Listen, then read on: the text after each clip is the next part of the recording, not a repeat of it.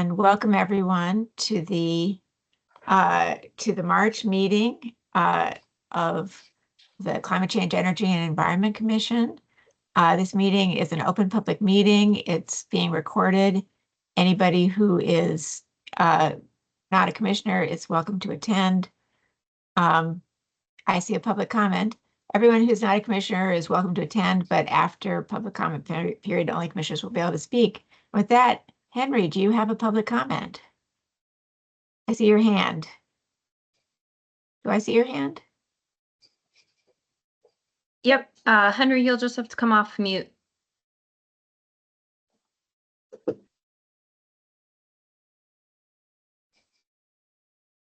So apologies for the in and out, if I'm in and out. Henry? Yep, we can hear you now, Henry. Sorry about that. I'm not sure why my hand was up. I just came off mute to say that I don't. Okay. Well, welcome. So let's go around and do a quick round of introductions. I'll go first. I'm Cindy Lewin. I'm the chair of C2E2. Jenna, I see you next. You're just on did mute. the same thing. Yeah. Hi, I'm Jenna Peabody, a member of the AIR team and the county. Thanks. Thank you. Elizabeth? Elizabeth Whitney. I'm chair of the Energy Committee and a C2E2 commissioner. Jan, thank you. Jan, you ready? Jen Fioretti, Assistant County Manager for Climate Policy in the Climate Policy Office. And our lead speaker, Alex. Alex Rowe, Commissioner. Great. And Tanner? Hi, everybody. Tanner Prime, APS Energy Manager and Stormwater Program Manager. Just sitting in to listen. Great. Thanks for having me. You. Thank you. And Joan?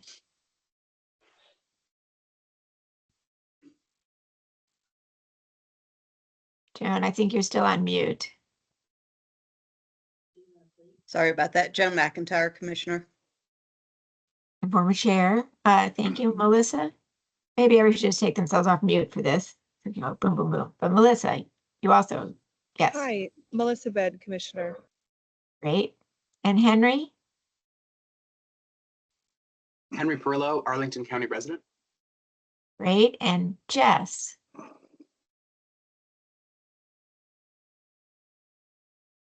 Jess? Oh, hello, it's Jess from Virginia, Springfield. Yeah. Great. Welcome. Helen? Hi, Helen Hast, Student Advisor. Great. Thank you. And Kevin? Hi, I'm Kevin Vincent. I'm a member of C2E2. And Rich? Thank you, Cindy. Good evening, everybody. Rich Dooley, Director of Climate Policy for the county, and also the C2E2 Energy Committee Liaison. Thanks. Thanks. And Trevor? Trevor Montano, Commissioner. Doug? I'm Doug Snowinboss, the Commissioner. Lisa? Lisa Marcellus, Commissioner. And Joe? Joe Trevette, Commissioner. Great. And Rob's sending a note saying he can't get in, but he's going to figure it out. So welcome, everybody. I think I don't hear any public comments, so with no further ado, is there anybody who didn't get introduced? I see numbers are changing. Anybody who'd like to introduce themselves? Yeah, I just saw Rob join. Oh, Rob. Okay, well, Rob, we know you, so welcome. Hey there. Okay, well, I'm very excited to have Jennifer Fioretti to present her work plan, the work plan of the Climate Policy Office, and Rich Dooley as well. And it's great to see this forward thinking and the comprehensive scope of this plan. And without further ado, Jen, we will turn it over to you. Thank you, and good evening, everyone. Thank you for having us this evening. We are excited to talk about the Climate Policy Office's work plan, recognizing that it is ambitious and it is something that we cannot do alone. A lot of our work plan is underpinned by collective action, which hopefully we'll have an opportunity to talk about once our presentation concludes. So as Cindy mentioned, both myself and Rich will be presenting. So about midway through, I'm going to hand it over to Rich and he will close us out. So with that, I'm going to share my screen. Just bear with me here one moment.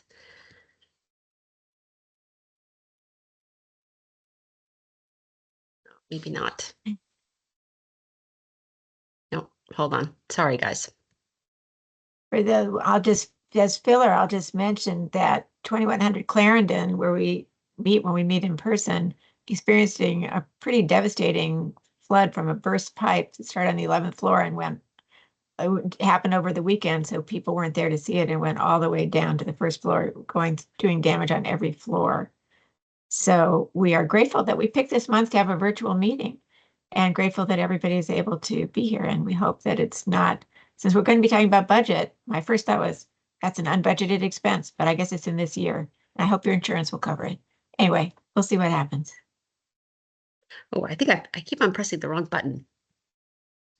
Bear with me here one more second. I don't know why I keep on doing that. There we go.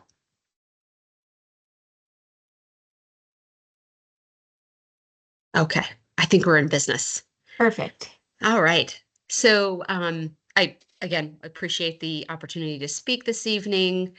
And this, we shared a very similar presentation at the board meeting last month. And hopefully we can go and dive into a little bit more detail, both in the presentation and in the opportunity for question and answer period.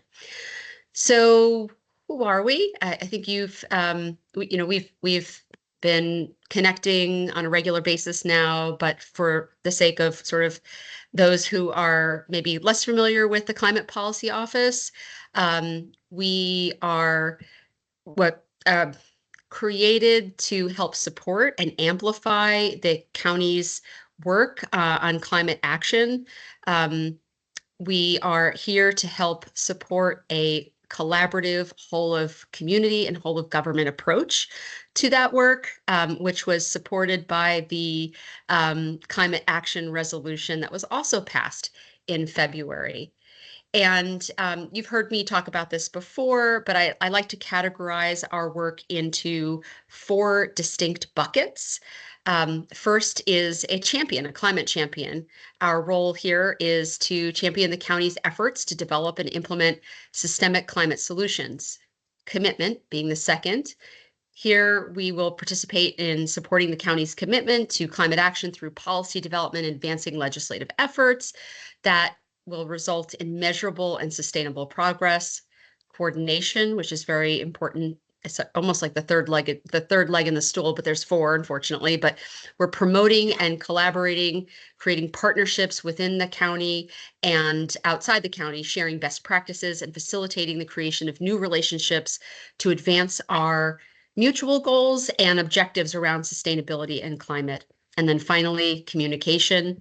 Through our engagement and communication, the Climate Policy Office seeks to build and add to the incredible resources already available through the county and beyond.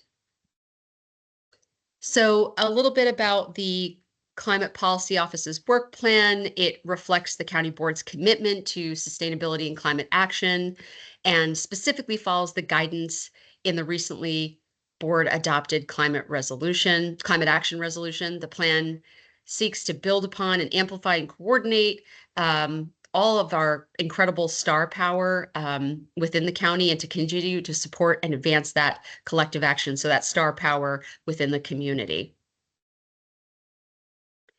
Our work is organized into 3 key results areas, which are grounded in the community energy plan. The Climate Policy Office's efforts will span multiple comprehensive plan documents, of course, but we decided to ground our work in that guiding document. And we'll go into detail on each of these buckets, but really our focus is on making an impact in a variety of elements within our greenhouse gas emissions inventory, which of course you're going to get an update from Department of Environmental Services, I believe next month. But we used the 2016 greenhouse gas emissions inventory as our basis for sort of tying our work to different parts of that inventory. And here it is. So as you can see, we've spread our work to the best of our ability throughout different aspects or contributors to greenhouse gas emissions, with the exception, of course, with transportation, pass-through transportation. We recognize that is a twisty, complex section of our greenhouse gas emissions, and one that really requires regional and beyond regional efforts. So our goal is really to buckle down, get our sea legs, work on a variety of other elements in the wheel, if you will, and then we can dig into pass-through transportation. So the first of our 3 impact areas is education and behavior change. So and I'm sure many of you know this already, but according to a Yale survey, 2/3 of Americans care about climate change, but don't know how to take meaningful climate action. Households make up 24% of the greenhouse gas emissions in the county, so that's a fairly large chunk. And we know that individuals have the power to make a big difference. Residential greenhouse gas emissions primarily come from the 5 basic household activities: how people use electricity, how they heat their homes, how they use transportation, the foods they consume, and the waste they generate. So and we know, right, with recent technology and market developments, we have affordable solutions that can mitigate our impact for all 5 of these activities. Our first and arguably most impactful task will be to launch our Arlington residential climate communications campaign. We know from research that people respond favorably to messages about climate change when the focus is on protecting what we love, tying climate action with how energy improvements improve their quality of life and the quality of life for future generations. The campaign is designed to be ongoing, so it will evolve as our community evolves, and not something that we're going to end, because we're going to need to connect with people throughout time. And just interesting fact about Arlington, I think you all know this, right? 1/5 of Arlington's residential population turns over about every 5 years. So there's always going to be new opportunities to create connection with new residents in our community. So the other piece of this is that the Center for Climate Change Communications research tells us that behavioral change requires being exposed to, at a minimum, 80 messages about a particular topic a month. So that's just Say that again. Did you say 80? 80. 80, 80. yes. Mm-hmm. Wow. And if you ask them, they'll say, well, that's like that's baseline. And so our success will depend on the frequency and the type of messaging, being mindful of our audience. And there's no way that we're going to be able to do this alone, which is why the subsequent elements of our work plan are helping to create a foundation and working with other mission-aligned organizations and individuals to get the word out. So it's a team effort for sure. And I also just want to underscore the being mindful of our audience. All too often, just government in general, and I'm not saying just not Arlington necessarily, but sometimes we speak in sort of monolithic terms, right? We're sending out messages to a block audience. And if we're going to increase our communications, we can take what's already being done in the county and then layer on levels of specificity depending on the audience, right? And trying to refine the messages or repackage the messages that are already going out in a way that gets people's attention over and over again. So to do this well, we're going to need specific theme calendars. The county does have theme calendars, but it's going to have to be specific to this work, to strategically organize our messaging, utilizing social media, cross-marketing wherever possible, earned and paid media, advertising across multiple platforms, door knocking, pop-up events, library vignettes, on and on. We'll also need to harness the power of, as I mentioned, those mission-aligned volunteers, advocates, nonprofits, educators, businesses, faith-based organizations. A theme you're going to hear me repeat over and over again, right? Because we can't do it alone. And we're not, right? There's already work being done. We just have to continue to expand that work. So out the gate, as I know you're familiar with, our first priority was to launch Get Green Arlington with Eco Action Arlington, and that's our mobile application designed to inspire climate action. And that was launched in January at our January board meeting. And here it is. So we've talked about this before, but the Get Green Arlington mobile app is a climate engagement platform that the whole goal is to make it simple, easy, and fun to learn about climate solutions and take action. And there are many other options available. There's web-based options, but we thought that a mobile option, it makes it the easiest to sort of connect with. Most people are doing computing, if you will, from their phones. And the added benefit is that if you have your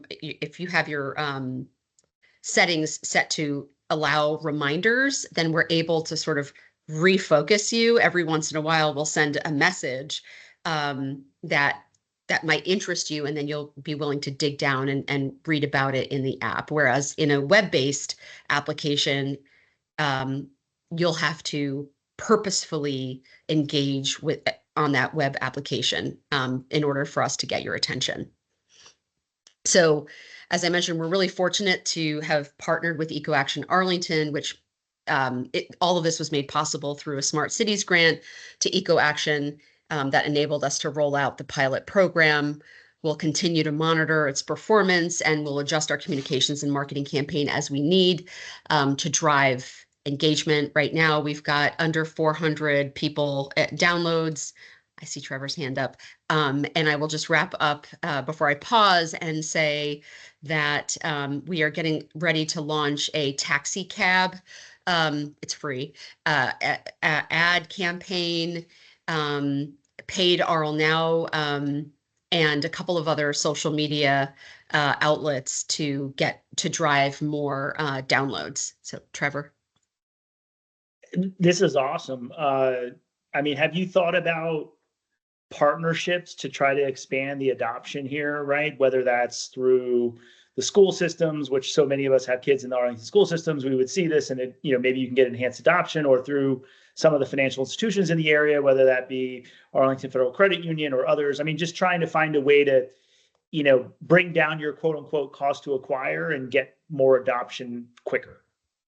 Yes. In fact, actually, one of the places where we're going to advertise is Peach Jar, and it's paid, right? So we're planning to do all of this in April to sort of get folks that are already thinking about Earth Day, Earth Month, if you will, willing to take this. It's like, New Year's resolutions, like January is a great time to sell fitness equipment, right? Same sort of concept around Get Green, Arlington advertising. But to your point about partnerships, it's a good one. And where we see this app going, if it's successful, and we have certain targets that we're trying to meet in order to determine whether or not it's something that we want to continue to invest in, would be to grow this with business in mind. So having a way to, let's say a business wants to offer a coupon, right? If it's like a retail establishment, a coupon, if you come to this X establishment, show your Get Green app, you get a discount. And that way there's a benefit to the business, and there's also a benefit to the user as well. So we're happy to think of, brainstorm other ways to get engaged. But yes, partnerships and engaging businesses is really the sort of the next horizon. And I will also say we want to engage kids, but we have to work out some legal hurdles, because we're going to be offering there's going to be contests that we're going to roll out in April as well. And there's, if you win the contest, how does that work? So we're working out those little details, but those are important nonetheless. Yeah. Oh, yes, I see another hand. Yes, this is a really great idea. I think this is fantastic. I had a couple more questions about your social media campaigning and like, how does that work? Do you have like a social media, like a strong platform that you're going off of? Is there like a plan that you have with social media? Because the app is a wonderful idea, but like first we gotta get people, we have to let people know about this wonderful app. Yes. And I think, yeah, social media is like the first step. So what are you guys doing with that? So we have and I'm happy to share it. We have a campaign brief, which is exhaustively long and describes month by month what groups we're targeting, what are the like all of it's pre-scripted and written at the social media. So we've handed certain scripts to different parts of our different departments in the county to push out through so they have like newsletters, they have Facebook, special accounts, Instagram, we haven't done TikTok yet. I don't think anybody wants to see me on TikTok. We'll have to find someone to do that, right? One of the things that we know works really well is testimonials, right? Having other people talk about it. We were featured on Channel 9 and a couple of other sort of media outlets. And what we find is those testimonials really sort of win the day. So our thinking was, get this out into the hands of users, and then we can tap those users, maybe you guys, whoever's willing to do a testimonial, and then we can push that into our into social media. Does that answer your question? Yes, thank you. That was perfect. Any other questions? And we can always go back too. I'm happy to do that as well. Let's see if you can get through your first Sure. pillar and then take questions. Yeah. Okay. On pillar 1. Yes. And we'll move a little faster as well. There's certain ones that are quicker than others. So consistent with the 2019 County Board adopted Biophilic Cities resolution to conserve and enhance natural resources, and more importantly, to recognize nature as a vital part of addressing the climate crisis, the Climate Policy Office, in coordination with the Departments of Parks and Recreation, Environmental Services, Planning and Housing Development, worked to create this landing page called now Biophilic Arlington. And the whole idea is to help educate people about what is biophilia. And then, so this has been launched, and there's a lot of fun details in there. But the next phase of what we're working on is integrating the concepts into all of our other sort of relevant web pages throughout the county, like a spider. And so that takes a little bit more time working with various departments. But the idea is that we are going to have repeating messaging wherever you go. They'll in appropriate places, we're going to be talking about biophilia, and then we'll drive you back to the Biophilic Arlington page. And that was launched in February. You saw it on screen. Okay, so the next exciting topic is creating a virtual one-stop shop climate hub. So what we like about this is creating a climate hub will help support. It's not a major piece of changing behavior, but it is a supporting element. You'll hear me talk about like scaffolding needed to take all of this incredible resources that we have in the county and centralize it and make it easy for people to find what they're looking for with as few clicks as possible. So if anyone is like a web nerd, they know like 3 clicks is the most you really want for someone to have to click through to get information that they're looking for, at least, or close enough.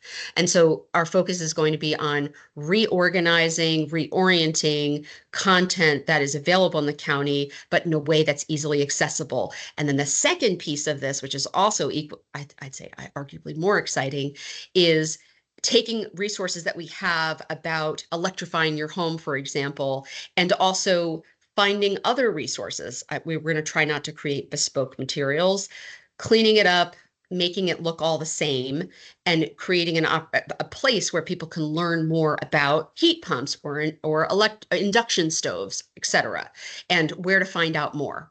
And so that's the second component of the Climate Hub. And then probably my favorite part of the work plan is the residential climate toolkit. We know that addressing climate change is a whole of community effort. We know that local government can't do it alone. So how do we work together as efficiently as possible to inspire collective climate action? And so we need people beyond this room, right? Beyond those organizations that are already out there in the game. And we need us to work together on the messaging. One of the things that we heard fairly frequently was, we're a small organization. We really want to help. I wish we had XYZ sets of information, or, we have all this great information. Joan McIntyre, for example, shared some information that that she and a couple others have put together.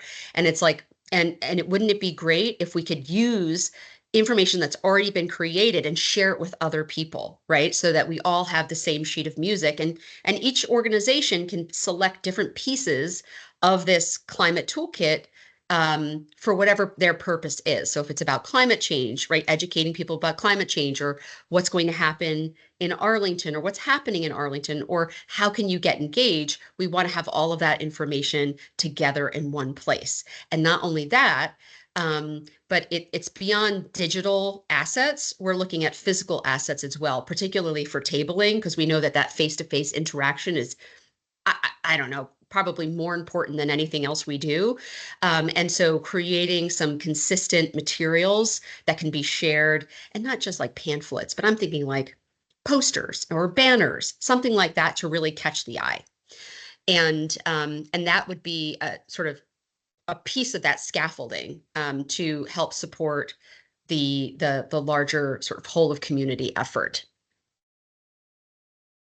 Oh, I should also say, even if we had all the resources in the world, in Arlington to do this work, not everyone wants to hear from us. So this also enables us to work together with other organizations to connect with their membership. Maybe their membership feels more comfortable with them than they do with Arlington County. So that sort of works in both instances.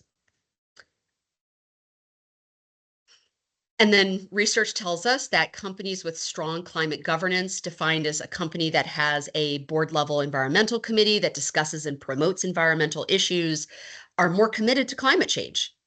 Research also tells us that companies with a corporate climate commitment recognize that climate change can represent commercial risks and opportunities. So the main role of the Corporate Climate Leaders Program is to develop and document insights from the business community that can help support stronger climate action. And second to that is also to acknowledge those companies who are leaders in sustainability and to create opportunities for information sharing. And like I said, recognition. So the group will cover a range of topics from energy to low carbon buildings, transportation and mobility, to a just transition. But essentially what they're most interested in, and we're going to help them in that journey. What you might be thinking is different than maybe some of the other groups that already exist in other localities. Like, for example, Fairfax has a green business program that has about 50 or so members. What makes us different is that we are not going to be the only ones running the program, right? We want to bring in educational, maybe an educational institution, a large nonprofit. That this is their mission, this is what they do, sort of at other levels, and they have the gravitas that bring in those businesses. It's not just local government bringing them in, and it also sort of helps to spread out the sort of impact or demand for resources, right? So we're trying to do as much as we can. Throughout the work plan, you'll see we're trying to leverage other resources in order to get the work done, not create it from scratch. It just is going to take too long, and we don't have time for it. I mean, if we have to, we will, but where we can, where we can, we're going to try to align with, partner from a regional perspective, or partner with nonprofits or other organizations to get the work done. And as you can see here, we're, maybe one of our large steps is going to be hosting a business summit, which will then hopefully create energy and kind of give the group some oomph that we can then use to even help inform the climate action plan that we'll be working on later this year. Okay, so with that, I'm going to pause. Cindy, I don't know if you want me to pause for questions. Otherwise, I will transition and hand this over to Rich. Questions? Seeing no hands, go Rich. Thank you so much, Cindy. Thank you, Jennifer. So in the HVAC realm and in buildings, according to Rewiring America, there is no debate. Heat pumps are the cleaner choice. Even under conservative DOE minimum efficiency standards, 98% of U.S. households would cut their carbon emissions by installing a heat pump. Now, there's a survey that's done on a regular basis called the Residential Energy Consumption Survey, also known as REX. And back in 2015, for Mid-Atlantic households, it noted that 73% of household carbon emissions are related to space heating, with water heating coming in at 21% and 6% falling under the other category. Now, electrification of residential space and water heating, it's an enormous opportunity to cut greenhouse gas pollution while also helping American households save money on their energy bills and realize the health benefits of improved air quality. Heat pump technology continues to improve, particularly in colder climates, as many models have and can deliver ample heat even when outdoor temperatures drop to well below freezing. Yet many homeowners are unaware of the benefits of heat pumps. So, complicating the problem, we also know that 80% of all HVAC purchasing decisions are made when there's an emergency. You know, the time when the furnace goes out at the least opportune moment and people need to make a rash decision. So households that they don't have a plan, they rely on contractors for guidance, who, for a variety of reasons, may recommend an alternative to heat pumps. Either they're unfamiliar with the heat pumps, they're unwilling because they might make less money on installation, don't have the skills to install it, or they simply don't have the unit on the truck. Well, we want to help homeowners and contractors be ready to support the electrification of homes. The HVAC Energy Efficiency Education Program aims to educate homeowners and contractors on heat pumps. We want to find ways to help homeowners come up with a replacement plan before there's an emergency. On the contractor side, we also want to partner with workforce development organizations to deliver and or enhance their contractor trainings. Next slide, please. Oh, do you want to mention Alexandria?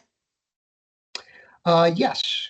So we are in the midst of working together with Alexandria staff, Jennifer's counterpart, and staff there, teaming up together with them on a contractor training series. The first one we're going to be session we're going to have is sort of a listening session where we want to hear from directly from the contractors to understand with our end goal of being allowing homeowners and helping homeowners to electrify their homes, get into heat pumps as opposed to gas furnaces and so forth. What do those contractors need from these local governments, Alexandria and Arlington, to support them in that effort? And so from there, we will take that lessons and information from that first session to develop a series of training sessions likely, as well as other resources for those contractors. Jen, did you have anything else you want to add? It's on April 3rd. So we worked with Alexandria in less than 6 weeks to stand this up. And the invitations went out today. We are wasting no time getting this out. We want to be prepared. We want to hear from them. And we want to start working towards solutions. And we're doing this in coordination with AIR as well. They are our partner in this effort. Great. And as Jen had mentioned, we're moving quickly on this as well as many other things, pedaling fast, as I like to say, because as everyone on this call, as well as elsewhere, knows that clock is ticking and we got to move quickly. So similar to the residential climate toolkit, our goal with the emissions reduction planning and resource toolkit is for commercial property owners and to help make things easy for that audience.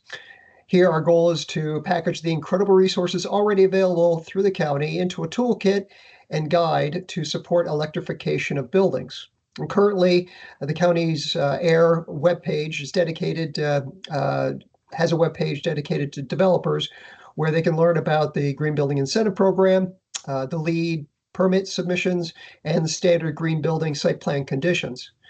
With the recent County Board adoption of the updated Commercial Property Assessed Clean Energy, also known as CPACE ordinance, and DES's Carbon Roadmap, which aims to support further deployment of EV chargers in multifamily buildings, the Zero Waste Plan, the MTP mobility options, there are even more reasons to compile all of this information into one location. Some of this will need to be addressed through the One-Stop Shop Climate Hub, while another part of this work will be to customize electrification planning resources to help property managers plan and budget for future energy efficient building upgrades before an emergency occurs. You can see there's a theme here. As part of my conversations with, and Jennifer's as well, conversations with the business development community, we've heard fairly regularly that they needed one place to get all their information. A group known as AOBA, the Office and Building Association, recently hired a sustainability officer whose job is to create something similar and has opened the door to working with the county to develop a custom set of resources together. Prior to designing a toolkit, however, we will first need to conduct a needs assessment. The last thing we want to do is assume that we know what the business community wants and miss that target. This is all the more reason we have a corporate climate leaders group. Next slide. Finally, within local government, building on a strong foundation of planning and implementation, what additional steps can our office take to support the county's commitment to sustainability and climate action? So our economic development team, AED, has done research, and that research shows for every dollar invested in tourism sales and marketing activities, that generates $9 in visitor spending in Arlington. Now, while our office is making every effort to leverage external resources to limit direct cost to the county to implement our work plan, our work will still cost money to implement. Investing in expanding Arlington's brand by promoting us as a sustainable tourism destination not only positions us as a leading destination for eco-conscious travelers and businesses, but it also helps bring in new revenue to the county by supporting our local businesses. Our first step out of a three-step main process is to continue expanding and enhancing sustainability content on the stayarlington.com tourism website, which we're happy to report was launched this past month. Second, we want to promote Arlington's sustainability accomplishments to various tourism audiences. And thirdly, we want to explore participation in performance improvement programs that serve to enhance our brand. Next slide, please. Another key task of our office is to update the community energy plan. This one is near and dear to my heart, as with all the things that we're doing, but this has a long history in my world. The scope of the new climate action plan, so no longer a CEP, but a climate action plan, will include mitigation, adaptation, resilience goals, policies, and strategies. Once the greenhouse gas emissions inventory is complete, we're going to move to create the plan scope and launch this climate action planning effort later on this year. So some people have a question, community energy plan versus CEP. Here's the advantages of implementing a climate action plan. First of all, it's a holistic approach. The climate action plan typically addresses broader climate issues beyond energy, for instance, waste management, biodiversity, water management, and community health, which are not fully covered in the current community energy plan. Such a plan establishes specific, measurable targets for reducing greenhouse gas emissions and adapting to climate change and its impacts on us. These targets are often specific, quantifiable, and time-bound to ensure progress can be tracked, fostering greater accountability among stakeholders. And we've done some benchmarking. We noticed that New York City and Los Angeles offers good examples of community energy plans with measurable targets. Some of those measurable targets out of what's called One NYC includes reducing greenhouse gas emissions by 80% by 2050 relative to their 2005 levels, installing 1 gigawatt of solar power, In LA, some measurable targets there, including electrify their public buses by 2028 and planting 90,000 trees by 2028. And also Montgomery County, just across the border into Maryland, with their climate action plan, they have a number of measurable targets. These are by 2035. Some of those targets include 100% of all electricity consumed is carbon free for the entire community.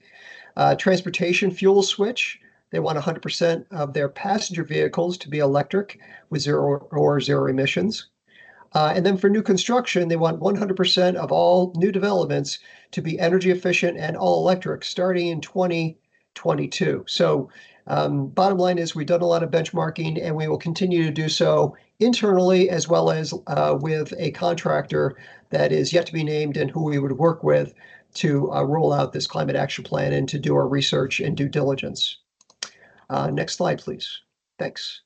In December, the county manager launched the first interdepartmental climate leadership network, uniting leadership from various county departments to enhance climate literacy, to share resources, and foster collaboration in support of Arlington's ambitious climate goals.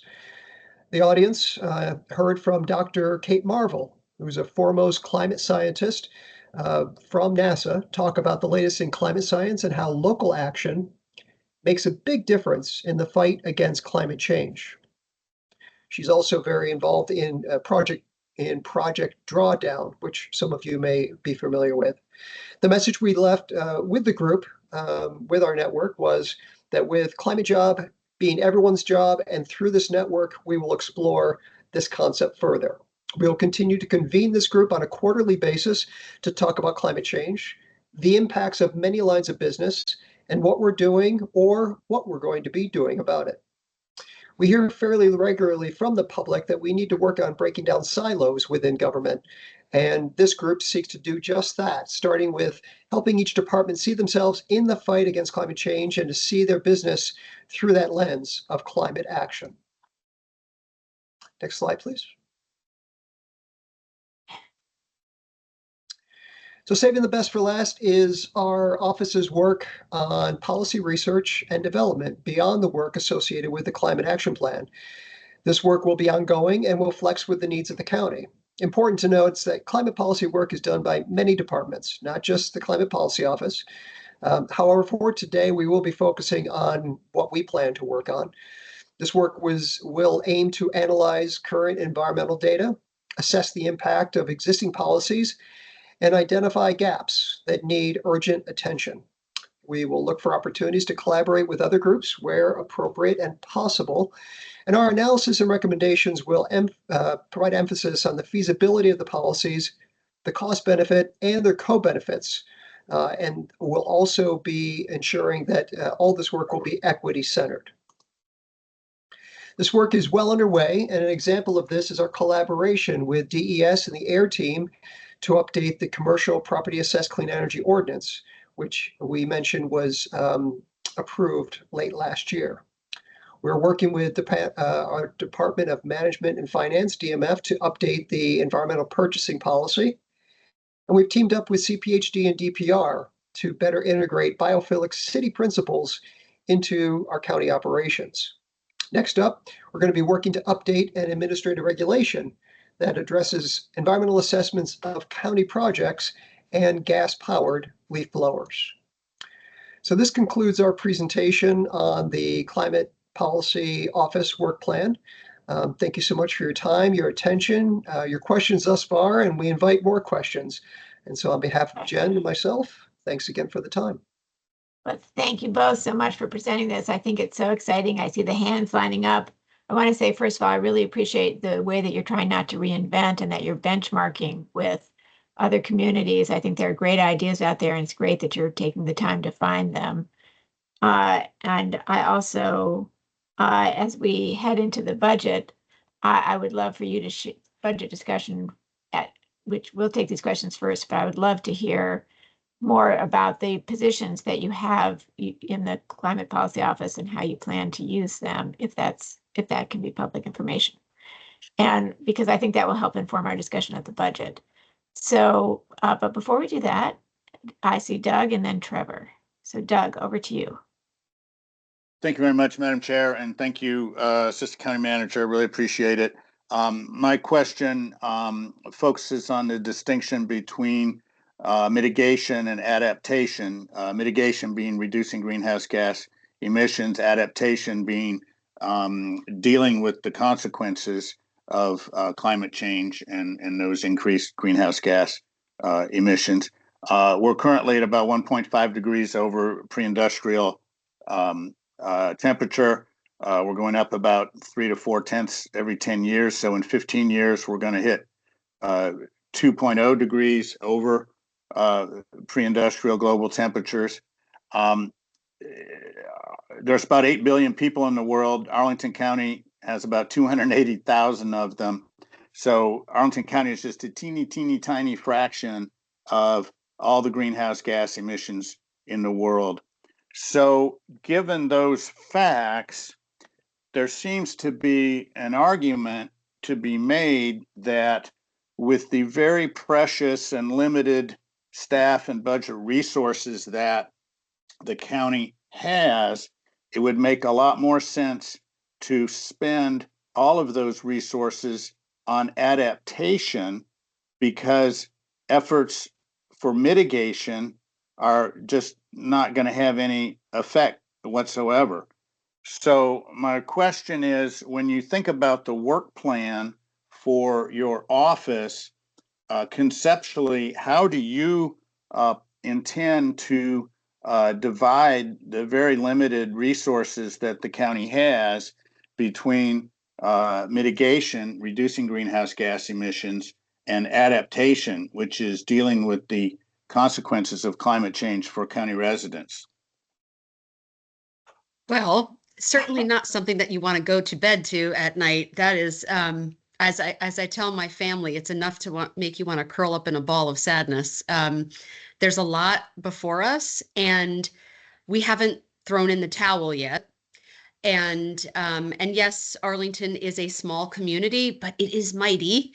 And as we have proven over and over again, and I think that we have a real opportunity to show what can be done in a Dillon Rule state with the might of our community members, businesses and residents alike.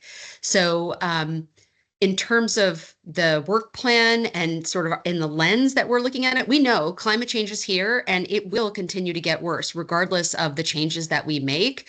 But that doesn't mean that we're not going to stop making them and finding ways to mitigate those impacts in the scale that we can, right? Understanding that we do need to work regionally with the state and to the extent others to help create a shared set of impacts. On the adaptation side and resilience, we know we still, because climate change is we're going to continue to see the impacts of climate change, we still have to prepare ourselves. And so the goal of the climate action plan and the work that we're going to be doing there is to understand our vulnerabilities.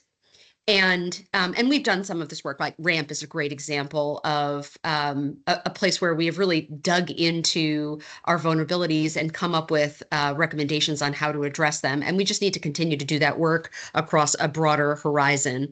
But the point remains, we have to look at it, and then we'll look at what the benefits are of making certain improvements now versus waiting, and weigh those against our mitigation efforts.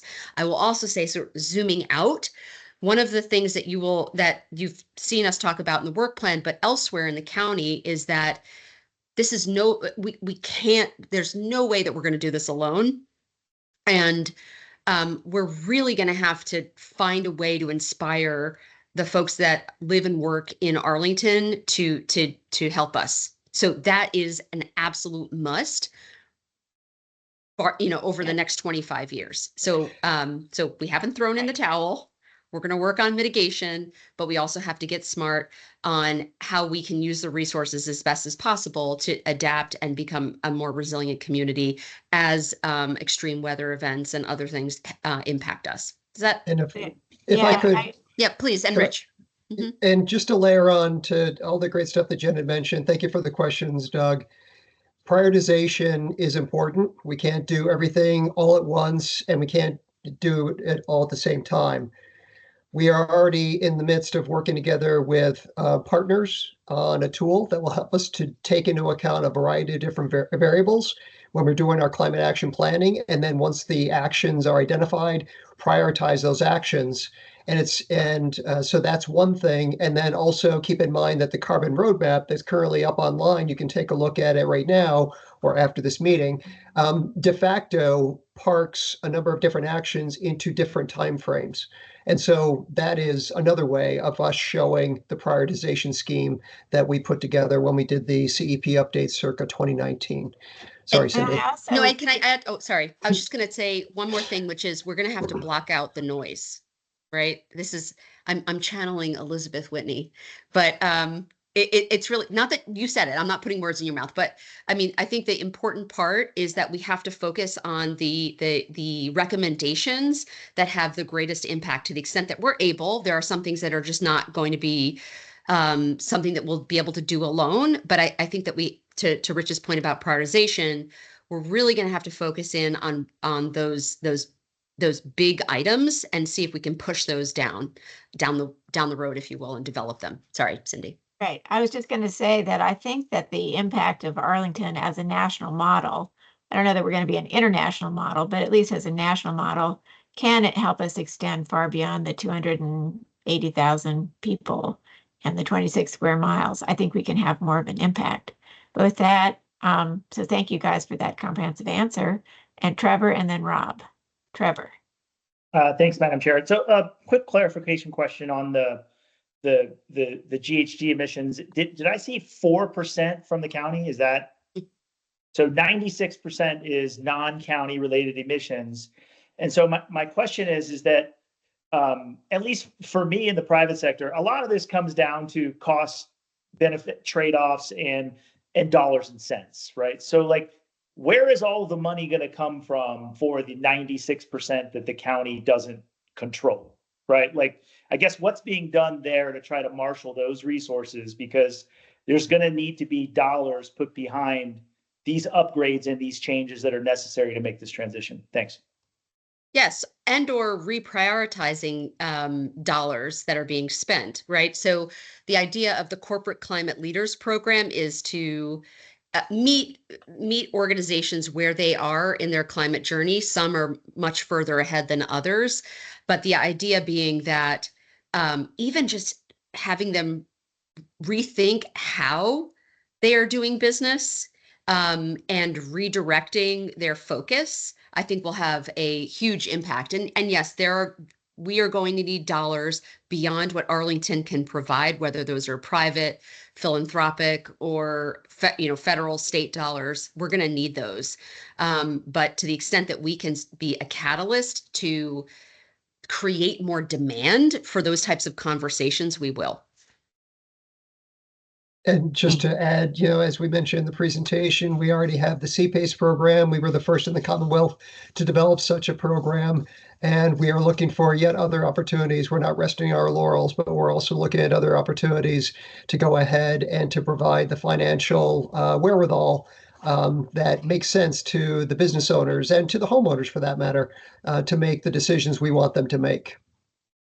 No, that's great, Rich. I appreciate it. I mean, the CPACE program has not been overly successful in Arlington. So we really need to do more, I think, with CPACE if we want it to work, because I think 2 loans in however many years is not going to get it done, right? Like, we need to crowd in a lot more private capital to make this work.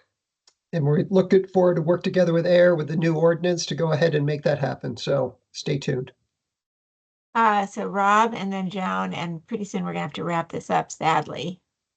But we'll hit some of these same issues and have questions for some of these same people during the budget discussion. Rob. Great. Yeah, thanks very much for comprehensive presentation and great plan. A couple of really targeted questions, hopefully quick ones here. One on the contractor training series. Is that going to include contractors from outside of Arlington and Alexandria? I know the guys that did the heat pumps at my house were based in Fairfax. It'd be great to partner with Fairfax too. A lot of the HVAC contractors are out there. And secondly, this is more of a comms thing, but on the emission reduction planning toolkit, you may get the climate leaders in there. But if you want to more broadly apply and get that private sector capital and crowd it in, maybe changing the messaging to like an energy cost savings program or something like that, so people who care less about emissions but want to save on the energy bills, we can also provide them a toolkit. Also, it's just a comms thing. So thanks. Over. Thank you, Rob. So the first, to answer your first question, yes and no. So we decided to band together with Alexandria because we wanted to move fast, and we had a set of contractor names that we knew we could reach out to. They've engaged with the county and the city before, and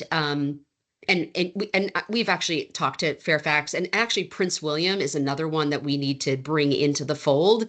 So what we were thinking was listening session. Generally speaking, they're going to be the same sort of issues. I don't have, trained employees or whatever the case may be.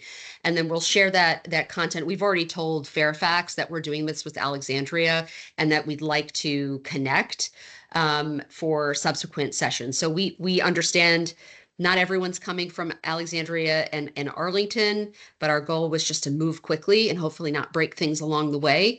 And then we'll bring in others as well, because we know that that's essential to the larger effort. And then the second piece, thank you. We have to speak their language. This is just our sort of internal jargon, if you will. All of it has to get cleaned up. Even like the climate communications campaign, it's going to have to be branded. We're going to have to think through what does that look like, have some focus groups, quick. We're going to try to be as quick as possible, but we recognize this is government speak. That's not, I'm with you. That's a mouthful. So hopefully we wouldn't stick with that. So I appreciate your feedback.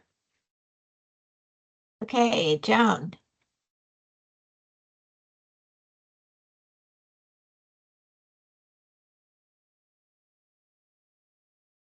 Always hard to find that mute on under pressure. Yeah, and sometimes my mouse doesn't seem to want to go where I want it to go.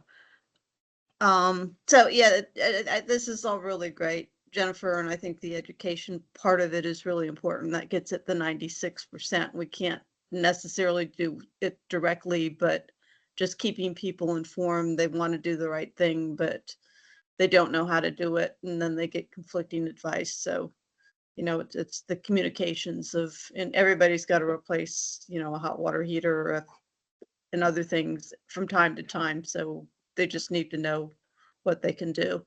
I just wanted to kind of ask about what you're looking at in terms of research on the government side of moving towards the whole of government approach. You're making good progress where you are, but and we're just through a budget cycle. So what's next year's budget going to look like? How's it going to really kind of meet the county's resolution to make sure that we're doing budgeting that really incorporates climate and also reflected in a lot of the other policy decisions? And are you looking at what other jurisdictions and finding good examples of how they're doing kind of climate budgeting and otherwise, making clear ways of tracking this?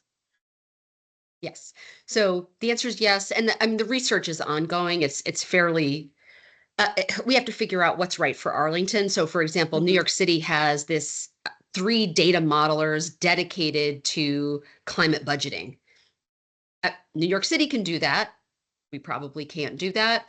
So what I think is that this is going to be more of an evolution, right? So the county manager did challenge the departments to think about their recommendations through the lens of climate. The evolution of this, which is consistent with the climate action resolution, is to get a little bit more thoughtful in the gradation of the questions that we will be asking of the departments as they build their recommendations for the managers to consider in the next budget cycle. And then as we're doing this, we're also going to be working on the climate action plan, which I think we'll have an interdepartmental staff. We're going to be working on education. It's something else I didn't even share just because it wasn't part of the official work plan, is that we are launching on April 22nd, Climate 101 training designed by NOAA for all levels of government, and it will be for all county staff. And it was free. And we got it. It's in our learning management system. It's not going away. That is happening on April 22nd. we'll have to figure out like how many months people have to take it. It is real.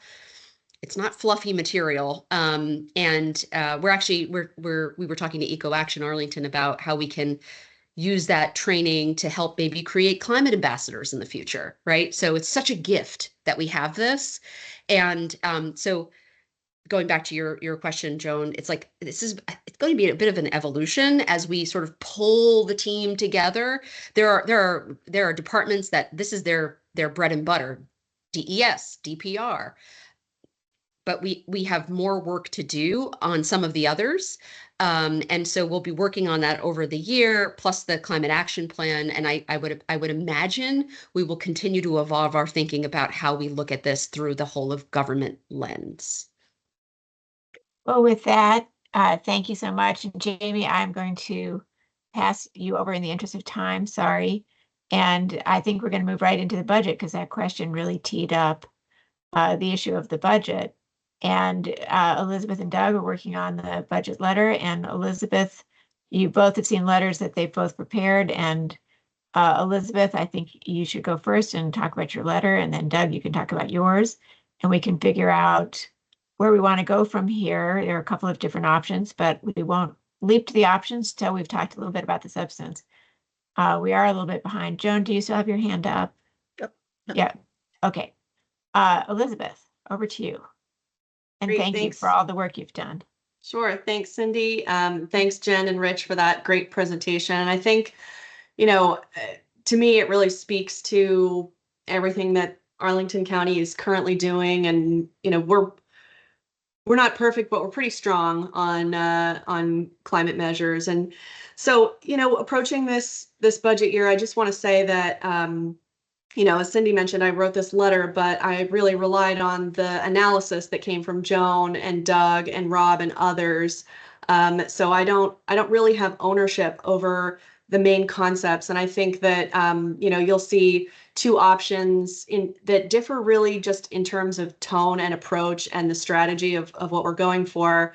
And I just want to say at the outset that Doug and I have a really great working relationship, and it is not adversarial at all. We are allowed to disagree, and I think we just kind of were talking yesterday and said, let's just see what commissioners think, because they really are two different approaches, but they point out the same things. So there's really three places where we think that the budget could do better. We need more staff to work on these programs. We need to not cannibalize the Climate Action Fund and sort of fritter that resource away with smaller projects that really should be resourced elsewhere. And we need to fund the incentives for the Green Building Incentive Program.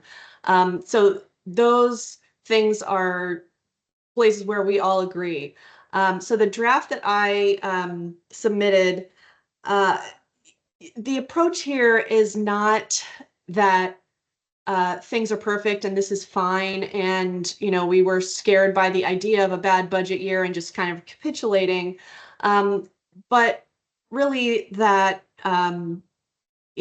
recognizing that if any of us were sitting in the county board seat, we probably wouldn't have a different result here. And if they had made all these changes and submitted the same budget, it still wouldn't be sufficient to actually fully address climate change, and it probably never will be. So, I guess my thought here was to have a letter that acknowledges that reality and says, look, this is a tough budget year. We could have had a lot of cuts. We didn't. And, that's good. But here are some places where we think, we need more funding. And, part of that strategy is because we don't think that it's very likely that any of these changes will be adopted. It's really too late in the process. Just me personally, I would rather have a collaborative approach that stays away from being sort of adversarial and like moving goalposts to a place where we'll really never be satisfied.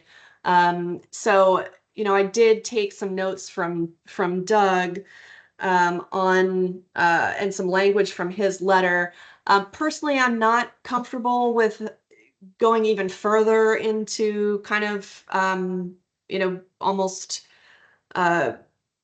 admonishing the board for this budget.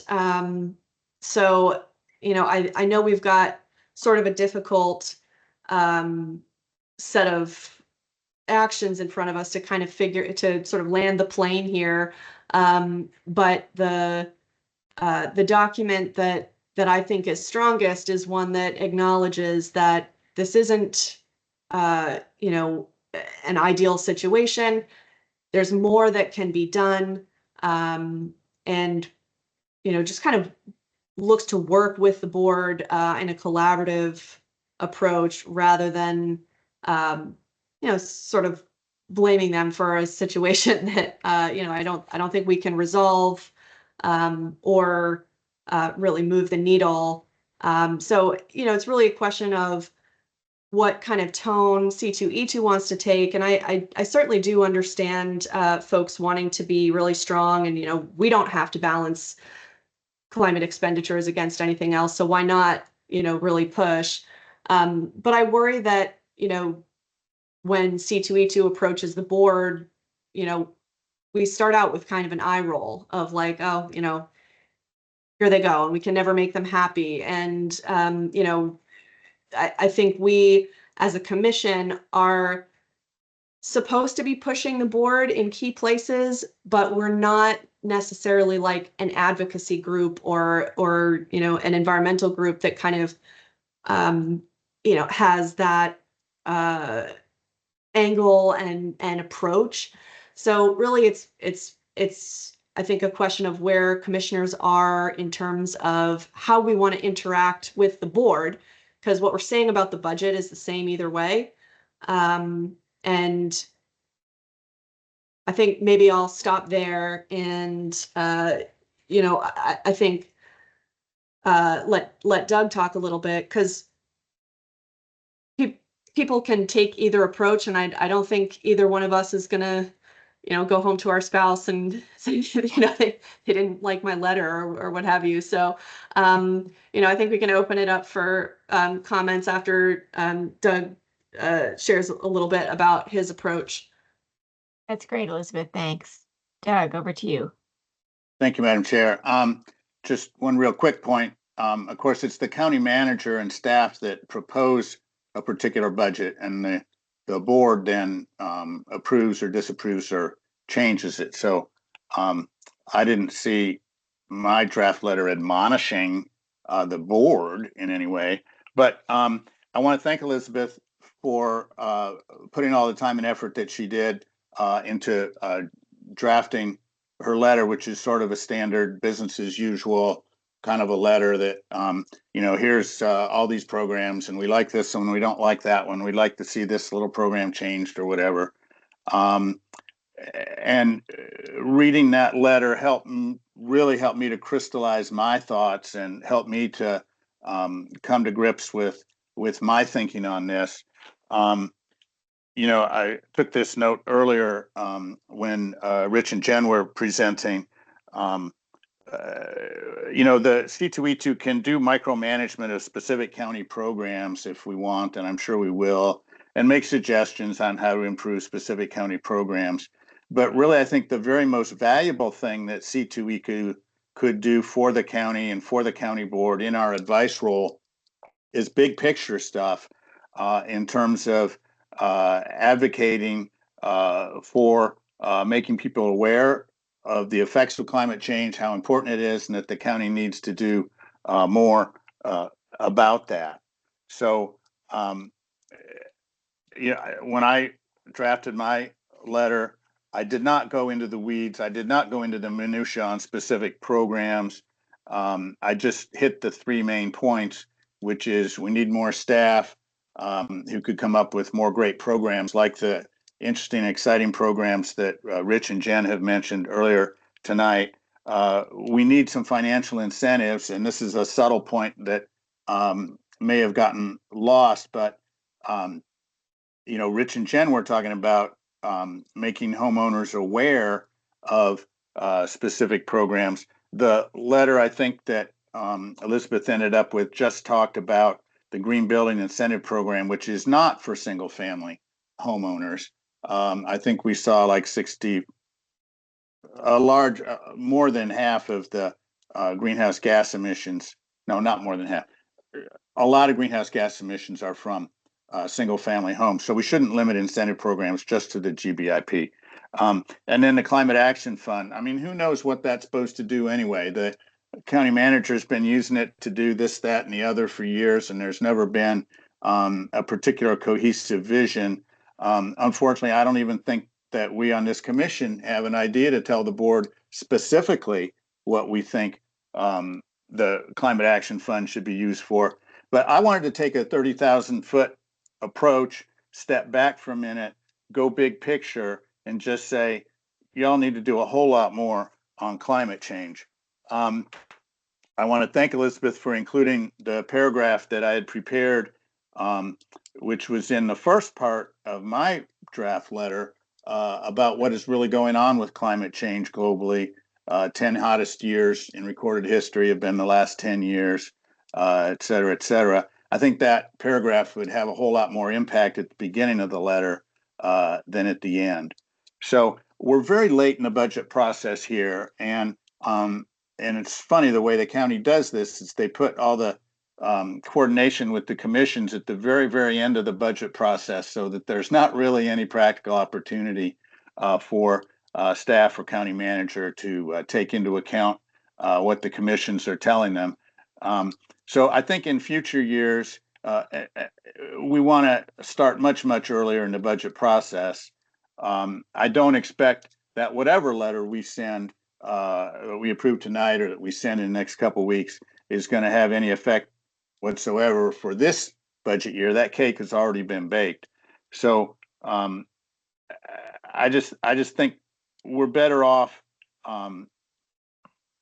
making it clear to the county board that this is a climate crisis, and the county needs to spend more resources fighting that crisis and dealing with that crisis. So that's where my letter, if you've read it, is a whole different approach than the other letter. Thank you, Doug. So comments, thoughts? Anyone? I'll go first. Okay. And I'll try to be brief, or I will be brief. I like having 3 points laid out for the board. I think I like how we have that from Elizabeth's letter. I think we do need to foster a relationship with the board, and we do need to recognize, in my opinion, where there are challenges in order to get things done. And so I guess, on balance, my view is to be a bit more on the softer delivery with direct action items that we'd like to see improved for next year. Thank you, Trevor. Joan, and then Rob. Yeah, I think the, kind of a focused, we're preaching to the choir when we're talking to the county board. They get it. They know it's a crisis. So I think they need something specific to go at. And this is a constantly evolving situation. So I think Elizabeth, did a nice job of integrating a little bit more of the urgency of the issue, but still keeping the focus on, some key issues that the county needs to be considering. If not this year, it needs to be taken into account next year and through the course of this year. And being specific. County board, I think, really does look to us, and they do listen to us. They may not always give us fully the results we want, but I think we're going to get some progress on this. And we have to acknowledge we've made great strides, I think, just in the last year in terms of the county really refocusing the efforts with, the creation of the climate policy office and kind of the elevation of that position and all the work that Jen's been doing. So, I think we're going on the right way. So I think, but giving something that the county can work with is important. And I think that your point, which is also Doug's point, and probably Elizabeth's too, that this is part of a conversation that will really have more effect on next year's budget, and positioning it that way, because it is late in this cycle. Rob. Yes, just very briefly, I support those two interventions. As a guy who sat in a budgeting chair for 10 years, like a general, a more a high level note that's more like do something as a crisis versus something that says, here are our priorities specifically. We know it's a tough year. These are the things you should invest in, and we know you have to offset this with something else, and recognizing that. I like that approach better. And so, yeah, I agree with the previous two comments, and we prefer sticking with, but I think we incorporate elements of Doug's letter to the extent they haven't been fully incorporated into Elizabeth's letter too. Thanks, over. Liliana, thank you, Rob. Liliana. Perhaps I am more on Doc's side in the sense that I think that the delivery of the message in his letter is far more clear. It's three things. They are macro, and they are fighting for money for things that are very important. And it's not just this year, but the next, the next, the next, the next. So having a staff is necessary to be able to carry on the resolution that they just passed. So they need to be coherent. And also, if we want to help people decarbonize and do that with their homes, there must be incentives. And so that conversation has to be had. I think that perhaps the tone can be less straightforward, but the idea of the macro view, I think it delivers a message in a more easy way to understand. And I think that they may read the letter, and if the letter at the beginning has a paragraph that says, this year is tough, we understand, you are doing gymnastics, but here is a problem, and it's a crisis, and we have to do something about this, and then the 3 points. That's what I would do. So thank you for that. Cindy, can I also just jump in really quick? Sure. Just from the county. Yeah, so I'm not sure if everyone received this, but they sent out a general email, grateful to receive feedback. They will continue to consider through deliberations. If you are looking to speak at the budget hearing, that'll be tomorrow at 7 p.m. There will also be a public hearing on March 27th for the proposed adjustments to taxes and fees. If you need a link to register for either of those events, I can send that along if you don't already have it. And I just wanted to point out that they will adopt the FY26 budget on the April 9th Board of Recess meeting. Thank you, Jenna. I don't know whose hand is up.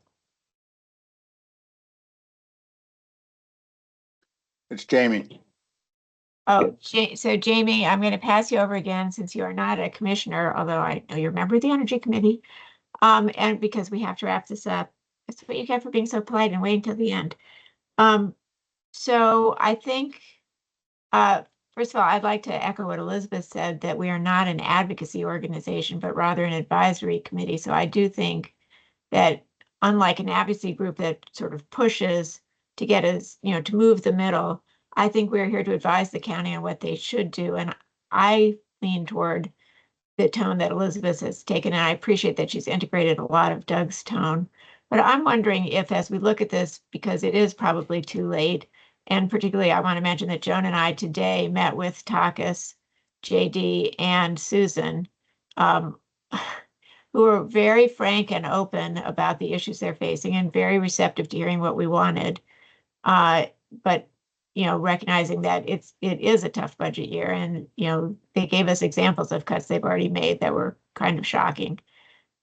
So I am really appreciative that we haven't suffered more cuts on this side.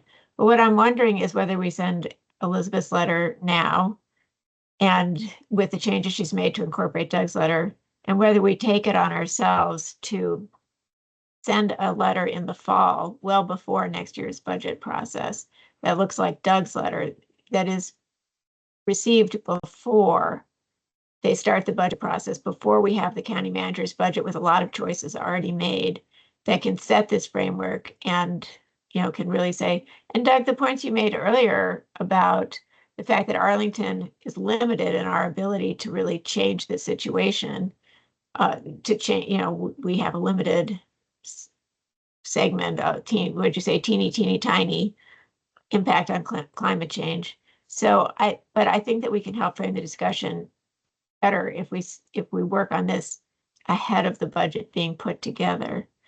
Elizabeth.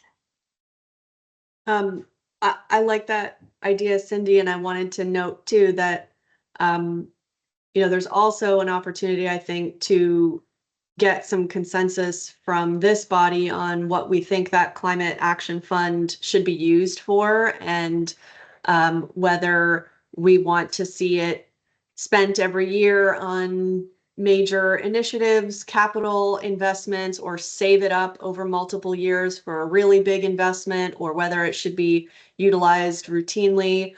And I think we would need more time than we can really devote today to kind of hashing that out. But I think, Doug made a really good point that, regardless of the tone we take, the three things that we'd like to see, our opportunity for comment really comes too late in the process for us to ever have a meaningful impact on the budget if we don't get outside the normal windows of communication that we're being given. So I would certainly endorse that approach. And so we talked a lot, Joan and I, and we were meeting with some other advocacy groups. There are 6 or 7 altogether on the phone, counting the board members. We talked a lot about what is the appropriate use for the Climate Action Fund, and they asked us to provide some potential guidelines. They're going to write guidelines, and they're determined to do it as part of this year's budget process. I don't know that we will have enough time to pull something together, but even some bullet points might be helpful. So with thanks to Joan for helping arrange those meetings. And yeah, those discussions are happening. And we are lucky to have board members who totally see these issues along with staff who totally see them. Any other comments? Because then I think the next thing would be a motion. Okay, seeing none, but realizing I have limited vision into not being able to see everybody. Well, I guess I would make a motion to adopt Elizabeth's letter. And Elizabeth, subject to, there's still some comments in there, so, adopted in principle, recognizing that there'll be some further polishing to incorporate these comments. So I would recommend, that it be deferred to Elizabeth and me, or some set of people to finalize this letter and get it out. And that we also commit to writing a letter outside the normal budget process early, so I guess that would be October, November, December, sometime in that time frame, maybe November. So I think that is the motion I would make. Is there a second? A second that. Okay. Other discussion? Are we ready to vote? Sorry. Was there anything, just skimming through the letter, is there anything that jumps out at anybody that might be controversial that needs to be kind of dealt with up front? I mean, I tried to do a little editing this afternoon. Some of it's just streamlining, but also trying to kind of get a more focus on what might be possible. Kevin, did you have a concern? Yeah, only just with the last paragraph where we say we appreciate the preservation of important programs. I would just add to that preservation of important programs that combat climate change, rather than the county preserving all its other programs, which is not our concern. Right. Okay. Any other comments? Anything jumping out at people? Okay, I'm going to call for vote. All in favor of the motion? And anybody who doesn't remember it, I can. Rob, Joan, are you guys voting or raising? I think we're voting. Yeah, I'm just. All in favor, say aye. Aye. Any opposed? Okay. Any abstentions? Okay, the motion carries, and thank you to both Elizabeth and Doug for all the thought. And I think I think you both raised really, really difficult issues. about what we can do and how we best should use the resources that we have some ability to influence. Okay, so with that, thank you both. And Joe, I'm going to turn it over to you to talk about the Hotel Pentagon SPRC.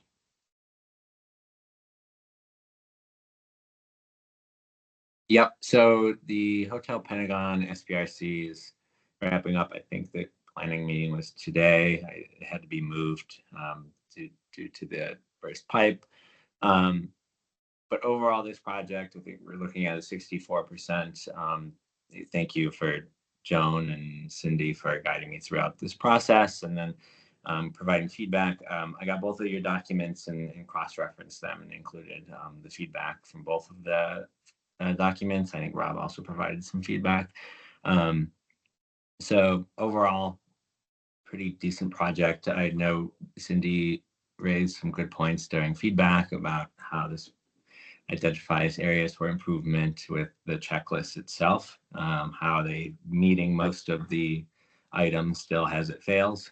So, but overall, it's a multifamily development with townhome styles. The townhomes are rented actually, not for sale, which is unfortunate. But it meets all the targets of the GBIP, but only for the 0.25 FAR. Are there any questions regarding the letter itself or the project? I have a question. Yeah. And that is, and Joe, you and I have talked about this, but is this building all electric except for a backup gas generator, or is the gas involvement something other than a backup gas generator? Was it VOAS gas? I just don't know what that is. It's the direct it's the air exchange. So it's not just backup. It's part of the ventilation system. So it's in use all the time. It's not just a backup thing. It's part of the fundamental system. Well, the system they're using is a heat pump boiler, except that they need an auxiliary system that could be either gas or electric, and they're opting to use gas. Is it an auxiliary system for like power outages, or is it just like hot days? It's for when the temperature gets cold enough and they need a little bit of extra oomph that to kind of get the air temperature essentially at a comfortable level throughout the buildings, and this is mostly the hallways and things like that. I think when we first started this process, and it's much less, it's fairly energy efficient overall because it's relying mostly on heat pump.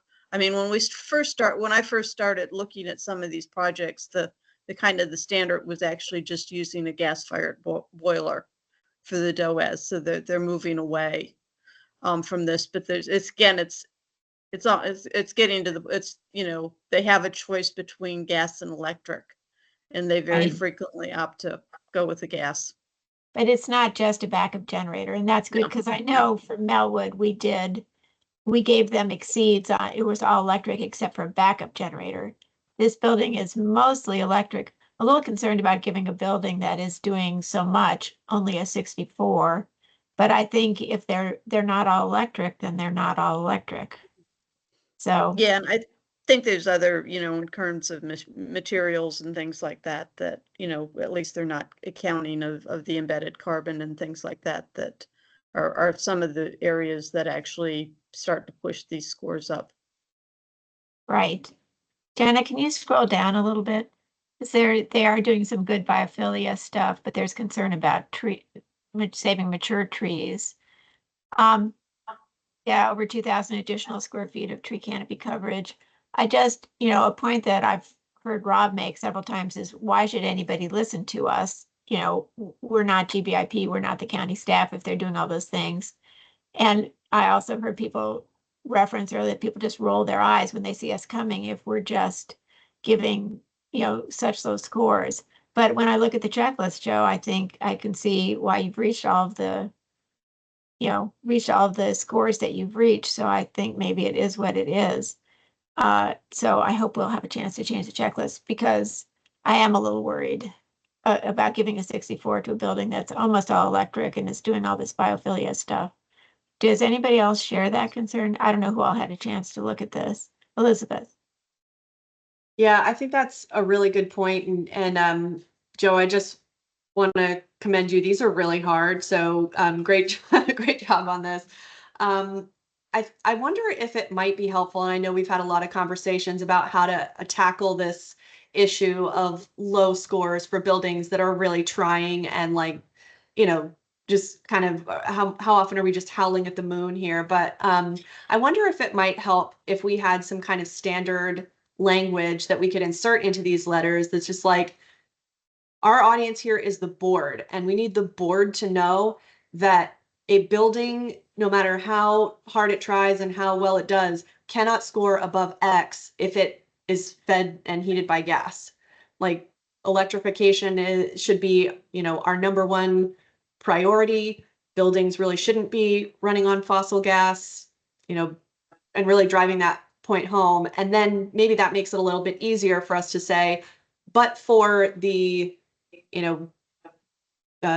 major detriment of being heated and cooled by fossil gas, this project is otherwise exemplary, or just kind of allows us to kind of call out that major issue that's going to keep buildings and projects getting these low scores, and really telegraph to the board that electrification of buildings is, a pretty primary and important goal that maybe we should look at emphasizing even further before we approve, every single building and celebrate its benefits and give them a pass on that heating and cooling. Right. Joe. Yeah, I totally agree with what Elizabeth just said. I also think it brings up a point that I found throughout this process, looking at past letters on how to structure. So I said this in the email to Joan and Cindy, but I followed one of Joan's previous letters to this structure. But I think holistically, I think we should start using a structure of a letter similar throughout all of the projects, because if you go through the previous letters, it sounds like a bunch of different people wrote them, and then we put Cindy's name under it. So I think having that consistency is something to look at going forward. Well, we've tried to have a fairly consistent letter, and that's some of what's reflected in here. But there needs to be a little bit of flexibility to kind of highlight, here's some interesting elements. And what you see in this project and also in the next project that we'll talk about in Clarendon Square is, you look at the scorecard for LEED, and they could get close to being platinum. I mean, they're 2 points behind platinum. So, it's kind of looking at what they're saying that they could do. See, there some cases they're just committing to what they have to commit to meet the GBIP. And our goal is, what could they do that can really maximize? So, kind of highlighting in some of these cases of, you are actually probably doing better, but you're not committing to anything more, which makes sense from a business perspective. So why commit to something that maybe for some reason or other you don't meet? John, you were saying that 2% below platinum, that's for the next project, that's for Clarendon Square? Yeah. Mm-hmm. Well, maybe we should, Elizabeth, I'll call you in just a second, but I'm wondering if we should put this one on hold and go through Clarendon Square so we can sort of compare and contrast, and then we can come back and vote on each of them. Elizabeth.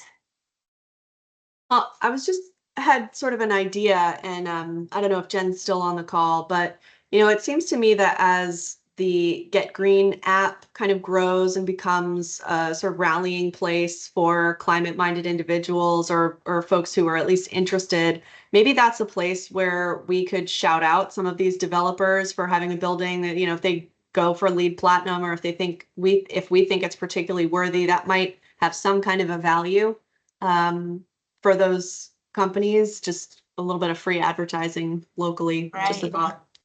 Right, I agree, and I think I've heard Jamie make that point as well. So are people comfortable with switching over to having Joan present Clarendon Square, and then we can come back to Joe's letter? Okay, let's do that. Thanks, Jenna. So Joan, over to you. Yeah, I mean, this was interesting. Number one, And thank Yeah, you, we've got Joan, it. because I know Jonathan wasn't, may have just had his yeah, baby. I was about going to- to say, and one of the things I Yeah, noticed right thank up you. front is the chair is, the name of the chair is wrong. I didn't catch Oh. that when I copied it from Yeah. another letter, so let's correct that one. Yeah, But thank you for leaping in because you missed both the SPR. You didn't miss them. yeah, so But this is a you little came in bit of very an late, and thank you very much. this is a little bit of an awkward project because it doesn't seem quite right to come in and write a letter for a project when we didn't participate in the SPRC meeting. And I did actually reach out through CPHD to ask to talk to the developers and kind of get a little bit more detailed on their thinking. But at the same time, you know, this project was kind of interesting because of a number of things that they had that I haven't seen in other projects that are kind of interesting, and I think actually to some extent is showing the impact that we're having by doing the scorecard and by pointing these things out is again, like the Pentagon Hotel is, they actually are using the gas DOAS. And again, but they went and pointed out, so well, we're 98% electric, kind of like, you know, why are you quibbling about 2%? As opposed to, you've only got 2% left to go, why not just go all the way? But interesting that they really went to point it out. And again, they keep making this argument that I think we keep wanting to stand out about, is that if there's gas, it's going to be gas. If it's electric, the greenhouse gas emissions go down as the grid electrifies. So, you know, again, I feel, you know, sticking with the all electric, even if it's getting more energy efficient, even with gas than before, is progress. The other thing that's very is that they're reusing a parking lot, and they're using wood frame structures, and they actually did a global warming potential assessment, and showing that, you know, they're primarily through, because of those two elements, is that their global warming potential of the materials being used in the construction is about 60% of what it would be for standard convention. So I haven't seen that before. And that's probably one of the things that gets it a little bit higher score. And the other thing they actually did, and I captured it under biophilia and gave them, I think, an exceeds on biophilia, because they did actually do an urban heat island impact assessment showing how it changed. And they have some interesting elements. They've got a green wall that they're planning, a nice shaded plaza, and then they're actually including a community vegetable garden up on one of their terraces. So overall, this is generally a good thing, but also a lot of what's in there could show that they could even do even better. And again, trying to encourage them to go that extra mile. Again, they're fairly close to getting a LEED 4.0 silver, which is also telling us is platinum. So, I mean, it's actually telling us that LEED 4.0 is like way out of date, and it's too easy to meet the gold. So that's, yeah. And you know, with them doing their actually carbon assessment is, you know, they could possibly get zero carbon certification or somewhat closely, but we're at least, again, you know, kind of encouraging them that these are some things that they could be looking. The other thing they are looking at, and I think it sounds like they're putting in a new transformer, is that they may possibly do the 50% EV charging ready. So, but again, they're not committing to it at this point, as they're still trying to figure out. Score them for that. Yeah, I had that with Melwood too. Yeah, so, you know, if they kind of go any for other some of these comments things. about this letter or questions for Joan? So this letter, the score is a 74, is that right? Yes. And so that's 10 points more than Joe's project, Hotel Pentagon. They're both doing the DOAS ventilation system. And I think you guys have scored them the same for that. I think this checklist is comparable on the electrification. So, and Joan, I think you've explained why the score is higher. Yeah. So any comments or questions on this letter? Are we ready to vote on it? Okay, so I think we'll assume that Joan has made the motion for this letter, and can I have a second? A second. Okay, and all in favor say aye. Aye. Any Aye. opposed? Okay, so this letter is good to go. And let's go back to Hotel Pentagon. I think it is consistently, and I know Joan and Joe, and I did too, we worked together. So I think Joe has filled it out consistently. I'm always looking for ways to be nicer, but this is our score, this is our checklist. I feel guilty because I think the first SPRC I did, I gave my building I gave it a score of 64. That's probably 2 years ago. And it was so much worse. I mean, it wasn't remotely electric. It didn't, and it was in Crystal City. There were no trees and they were adding like one tree and they were expecting like major applause. So I do worry about the lowness of the score, but I think it's accurate based on our checklist. Yeah.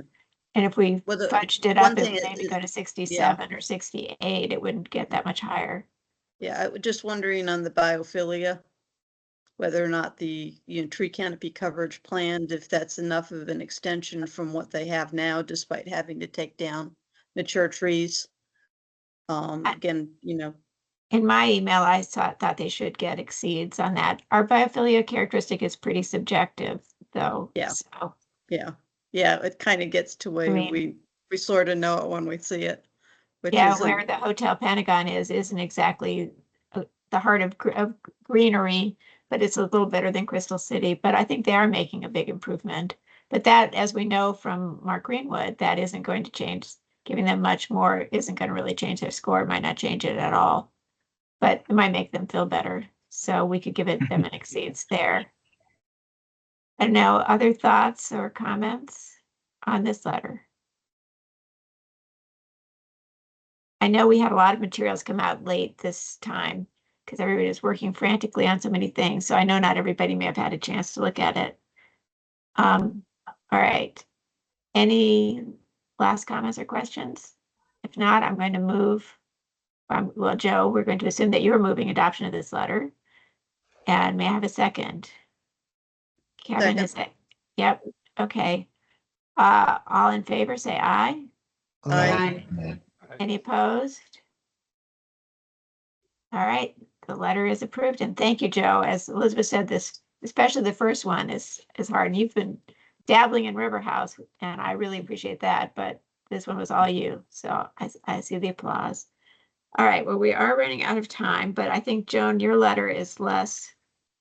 I do want to keep an eye, just putting that marker down for future meetings as we do, and there are 10 active SPRCs. I do want to look at the scores and try to keep them comparable as much as we can. Okay, so Joan, master transportation will help. Yeah. Yeah. I think if I can share this is they need our comments tomorrow on the updated of the master transportation plan. And as I said in my email, Lily worked a lot on this letter as well. Yeah. Is that the letter? Is that it? No, that's the That doesn't look like, 2024. yeah. No, there's Here it a is. new Yeah. letter. Does everybody see this? Yes. Okay. Yes, that's it. Yeah, and again, thanks to Lily for jumping in and kind of adding a bit more structure to this. Is basically, we're getting our comments in on what we think about the MTP, the Master Transportation Update visions and goals, which is really going to frame the next stage of developing the more specific policies and strategies for implementation of the master plan. So getting this right is kind of important. Kind of honed in on three issues. The most important one is that it really needs to be essentially the climate action plan, if you will, for transportation. And it really doesn't reflect anything in the way the current vision and goals are stated, as being very clear that, this is very important to addressing the climate crisis, and that, we want it really, that needs to be in the vision. It needs to be reflected in measurable goals. And that doing so is a combination of both, the way it reads now, I think you can say it's almost mode neutral. And the focus really should be we need a system that makes a lot more options available to people so that they don't have to rely on their cards. So, really promoting mode shift, and plus electrification as the two key components of getting to essentially a carbon neutral transportation system. The other issue, kind of as I focused in on some of the goals, is actually making sure that they were measurable. So, between Lily and I, we came up with, kind of a number of ways that each of the goals, with a little bit of tinkering on the goals themselves, could be modified to make sure that it is actually measurable. And then the final one is kind of making sure that that we use kind of people-centric language, is, people will be able to, get to where they need to go type things, rather than a transportation system will. Just kind of modifying that, just again, thinking it's because it's to keep the focus on it's helping people get to where they need to go. So, Lily, is there anything you'd like to add? Otherwise, I think we're ready to, because this letter did come out a while ago. I know I put in some comments, and that's all been taken care of. So, and I just kind of proposed, I'm not expecting we'll necessarily see the vision that we're kind of promoting, but to give a better sense of what a vision could say that really is very clear cut in terms of this is actually helping to reduce our carbon emissions. So I'm going to assume, Joan, you're putting this forward, and that Lily, you're seconding. Any discussion? And again, Liliana, is there anything you'd like to say about this? Because you did do a lot of work on it. Not really. I think that the comments are really strong, and hopefully they will be well taken. I think that we're trying to do the best to get a vision for the county, for the transportation plan, that it really, as Joanne said, is the climate driving the transportation plan rather than the opposite. And I think that idea is front and central in the first page, which is what I aim to do with helping editing the content. And I don't have any other comments. Okay, thank you. Rob.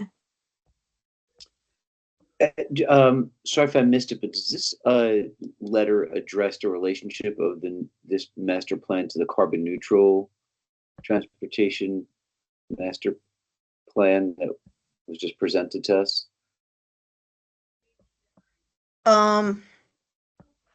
No.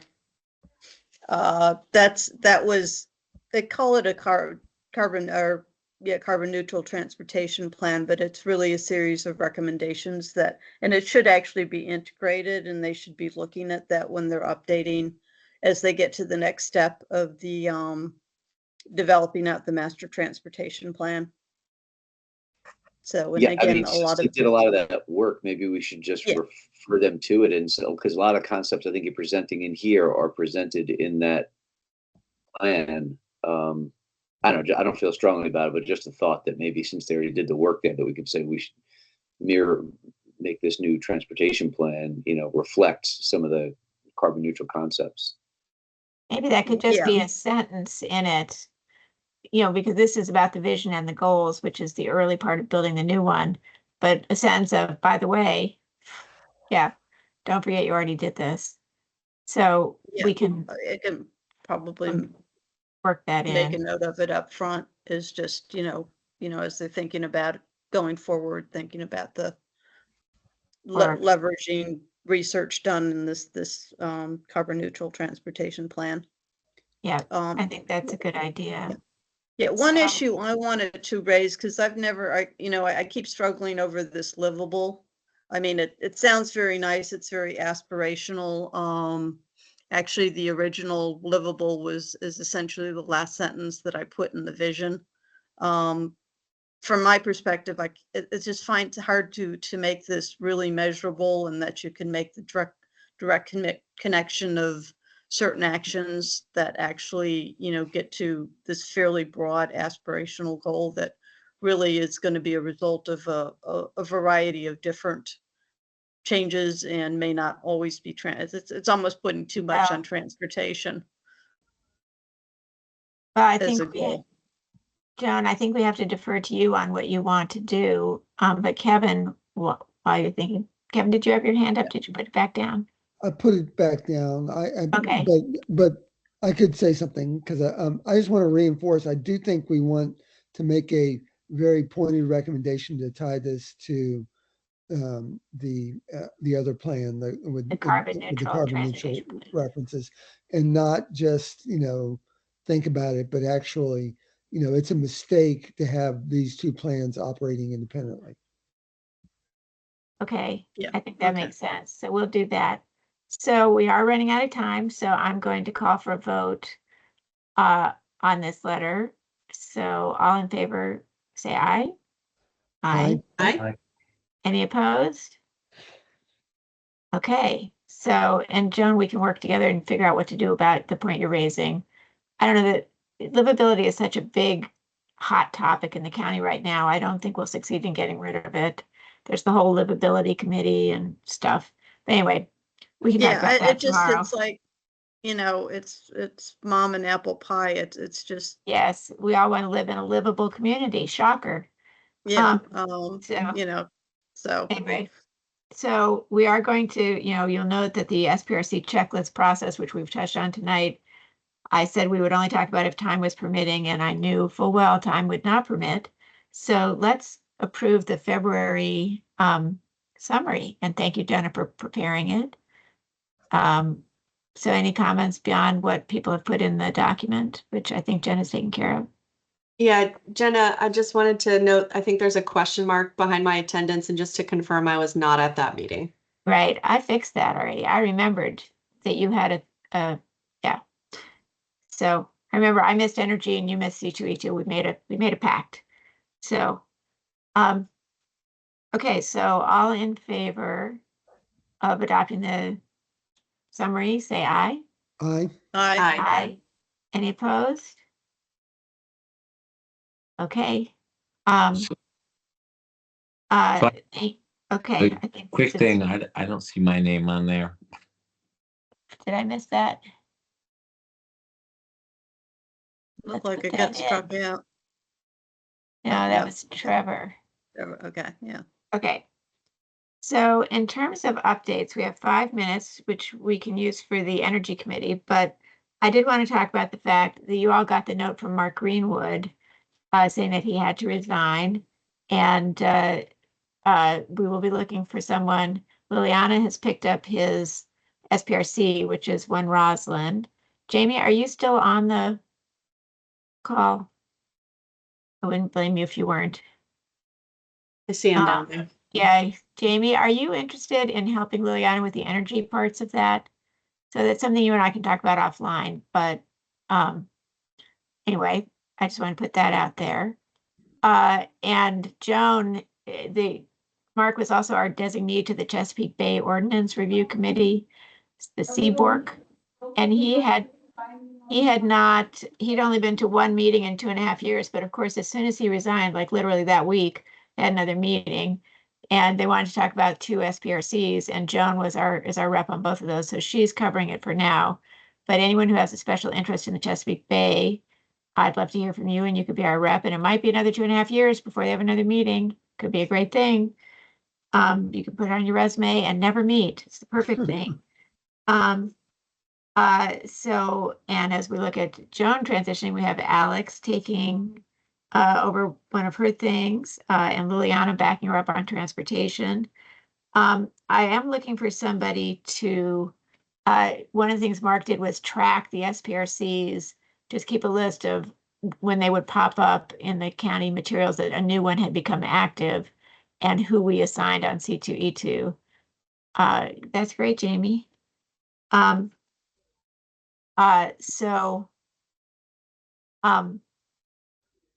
thank you, Jenna. So let me know if you're willing to do that. That's pretty much just, just keeping us organized. It's very important, but I don't think it's very time consuming, but it's for an organized person.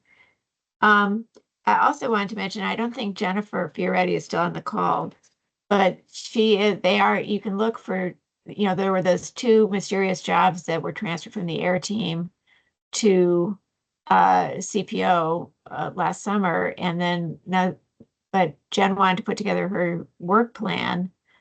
And I don't know if Rich is on the call anymore either, but she wanted to think about what she wanted to do. And she's going to be running ads hopefully in the next few weeks or month at least.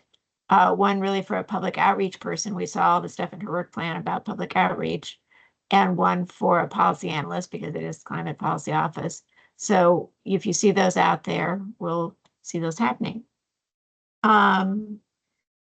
So Energy Committee, Elizabeth, is there anything you'd like to say about that? Yeah, just really quickly, Rich was able to get Mike Moon and Stephen Burr to join us to give an update on the carbon neutral transportation master plan, which I know they had previously briefed C2E2, but since I wasn't able to go to that meeting, it was really great to hear from them on the plan.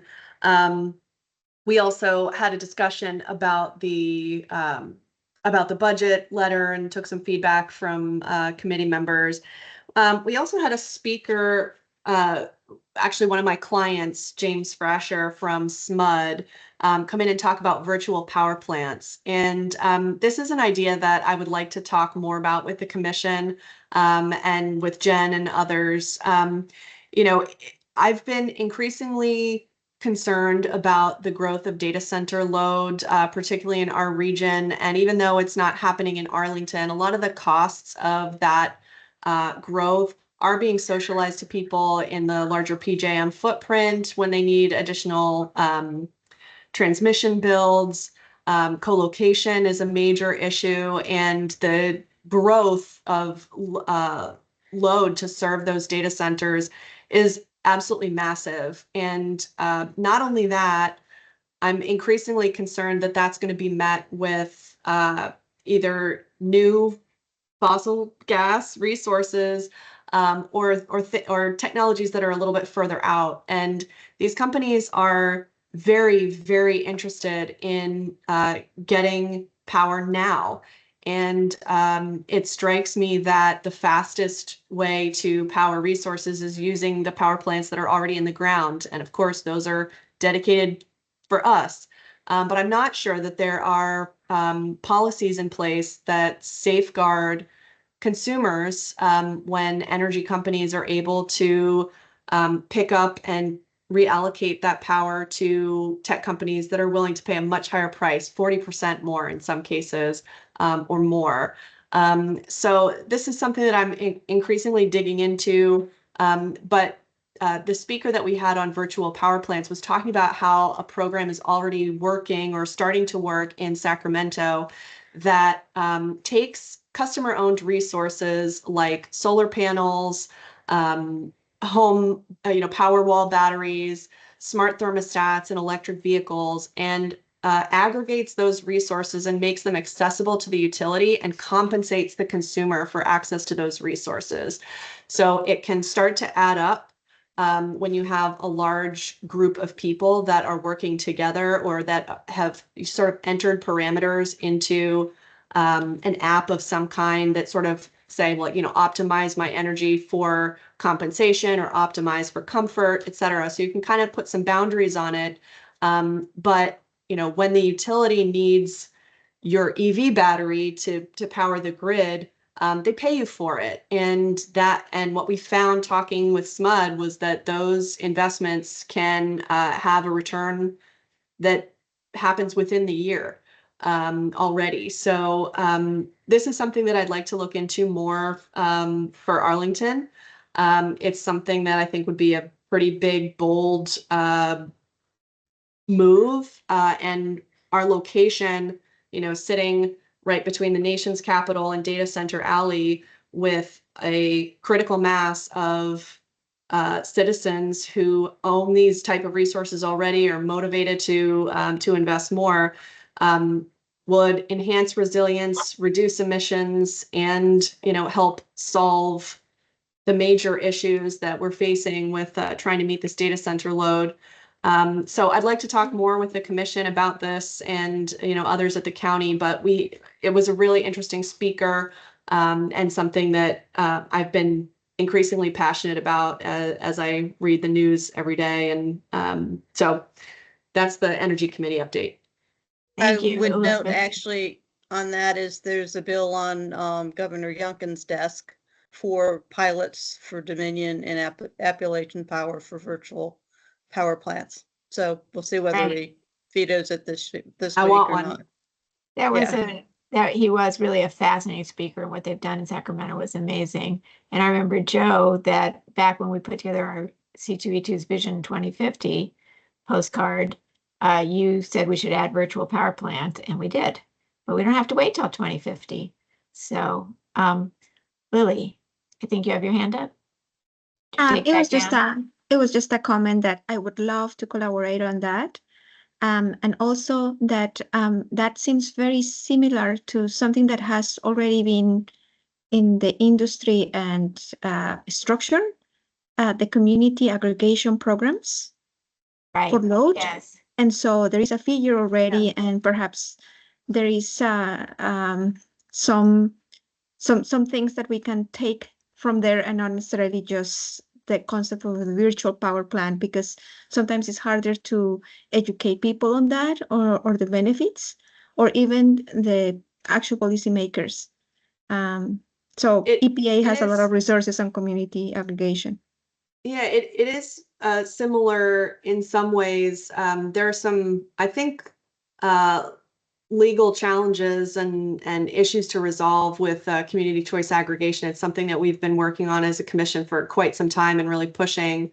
But one of the interesting things about virtual power plants is it's actually more analogous to net metering, which utilities typically don't like because they don't like having new resources come online and take away a customer that they've already bought power for as part of a power plant.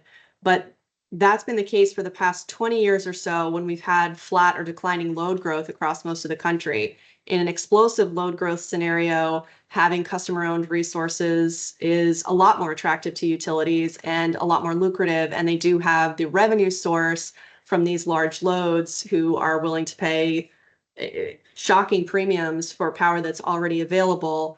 I think this could be one of the quickest ways that we could actually address this little side quest of the climate crisis. Well, on that preview of coming attractions, which is very exciting, thank you to the Energy Committee and thank you to everyone. Thank you for all of this. We've approved a lot of items, and Jenna and I will work to get them out. We'll work with respective authors to finalize things. And thank you very much. Thanks, Cindy. Thanks, all right. everyone. Bye. Night. Bye. Thank you. Thank you. Thanks, bye.